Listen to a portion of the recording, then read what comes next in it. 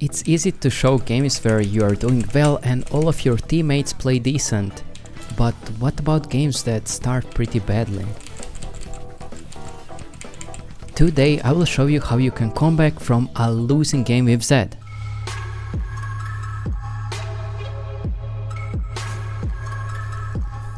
In this game I played against Sylas and I died early. I really didn't expect that Sylas can actually tank 6 of my minions with my ignite up and still kill me, but he did. When you die like that early, there is not much that you can do, especially against champions like Sylas, so I just mostly chilled and waited for him to do a mistake. Luckily for me, Ivern showed up and I knew this was one of the only moments that I can engage on Sylas and try to kill him.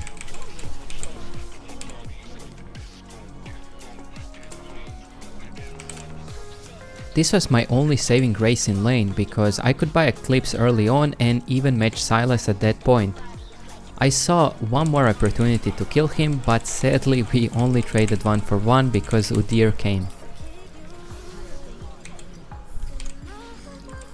This game will continue on and my team will slowly start losing. Luckily, in a lot of those fights I picked up a kill or two, which made me hopeful to carry the game later on. Zed has something really special that other assassins don't have, and that is that he scales really well actually. With that being said, I think it's safe to say that you didn't actually lose the game until your Nexus explodes. So as long as I was even in kills, it didn't matter that my team was not doing so well. At one point we were doing Baron and you guessed it right, the enemy team stole the Baron and killed most of us.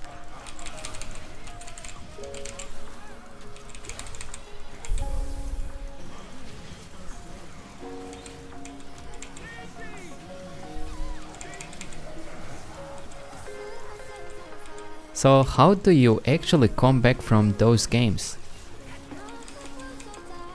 Zed is a champion that can do wonders in late game. You just have to make the right calls and the right plays at the right time. That's why I'm doing this video, to show you guys. This game was really close until I did this. I had all the items that I needed to basically solo kill anyone 1v1, especially now that I have Ignite and Flash up, so I went to a solo lane to do some pressure. I saw Caitlyn and I knew if I killed her I would help my team win the next teamfight, since Caitlyn was super fed and even had Baron on her. The problem is that I can't just ult her because she can one-shot me with one auto attack, so I decided to wait because my guess was that she would pass here, and she did.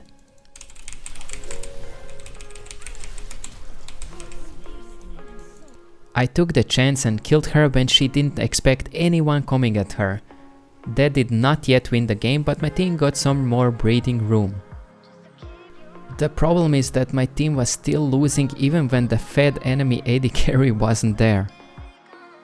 I was like, okay, I guess I'm just gonna get the second turret because it will give me a lot of gold and then recall. Sylas was coming after me. He knew exactly that I was in this bush, but I was ready and completely outplayed him.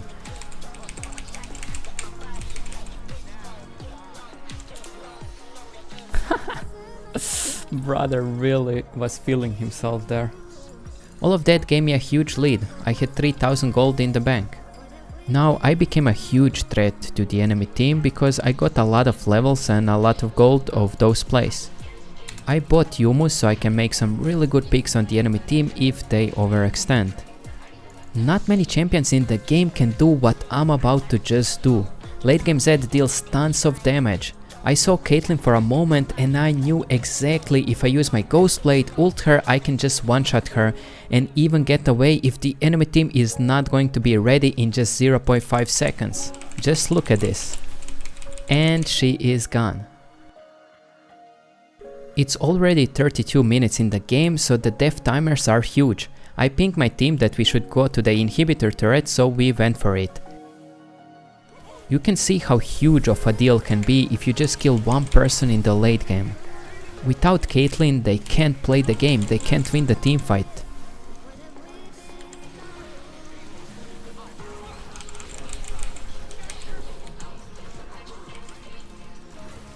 Caitlyn respawned way too late and we actually managed to just end the game from that one pick.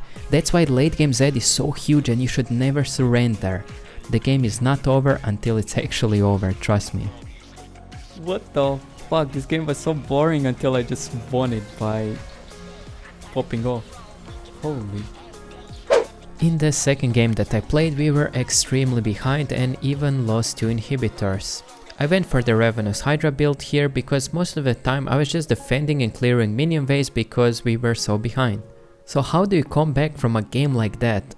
Well, you can wait for the enemies to do a mistake, but that's not so likely here because we already had 2 inhibs down and the enemy team is just about to do the 4th Drake, so waiting is not an option.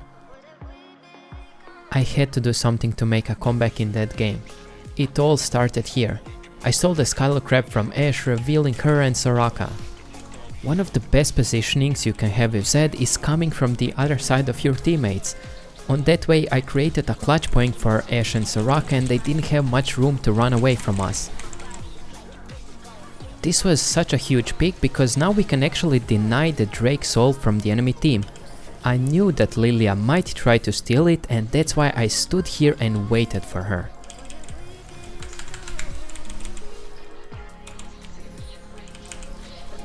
This was a very good start of the comeback arc, but we were still far away from it.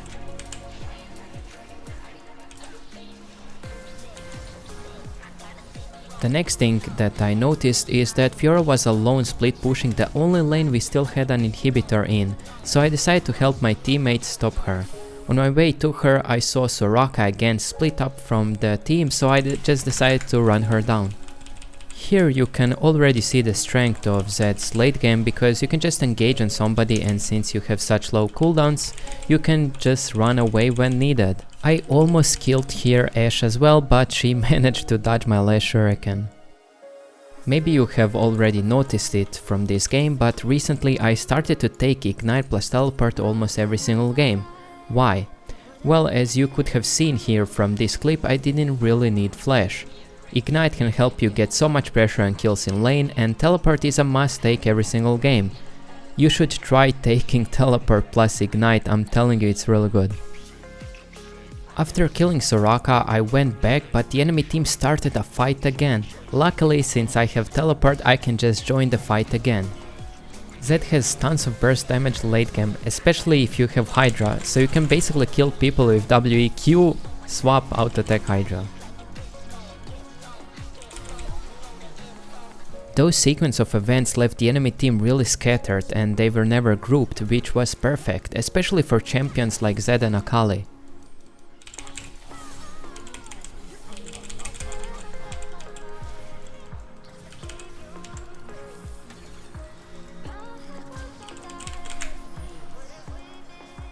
As my last item I decided to go Edge of Night.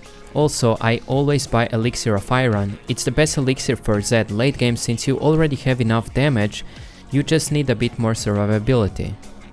Now that I have the full build and the survivability that I need, I knew I can just run people down since I'm so ahead, and that's exactly what I did.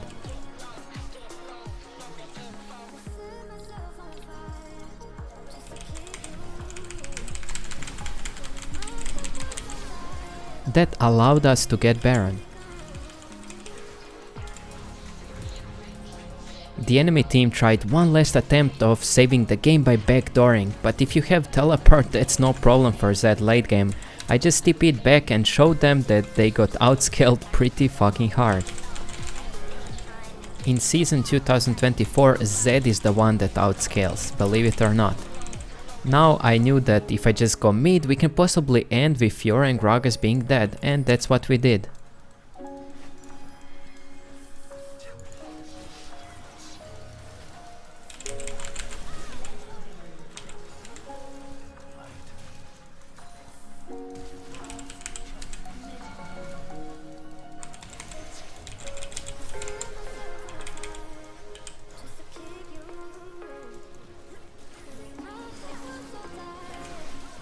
This game looked completely doomed, but I'm telling you, Zed late game can win any game.